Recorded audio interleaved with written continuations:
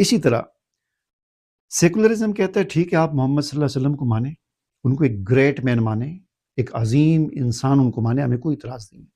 آپ ان کو صادق کہیں، آپ ان کو امین کہیں، آپ ان کے بارے میں یہ کہیں کہ وہ اخلاق کے اعلیٰ منصب پر فائز تھے، ہمیں اس پر کوئی اعتراض نہیں ہے۔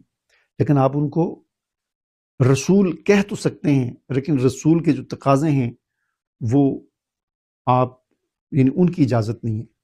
یعنی ان کو گریٹ مین مان سکتے ہیں آپ، صادق امین کہہ سکتے ہیں، لیکن ان کو رسول ماننے کی اجازت نہیں ہے۔ کہنے کو کہتے رہیں، لیکن رسول ماننے کی۔ اب رسول ماننا محمد صلی اللہ علیہ وسلم کو اس کا کیا مطلب ہے؟ اس کا مطلب یہ ہے اگر ہم گریٹ مین کہیں گے تو مطلب عظیم انسان، تو عظیم انسان اور بھی ہیں، تو چلیں یہ سب سے عظیم انسان ہو گئے۔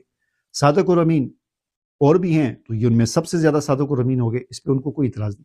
لیکن جب ہم کہیں گے نا محمد اللہ کے رسول ہیں، اس کا مطلب یہ ہوگا کہ پھر وہ مطیع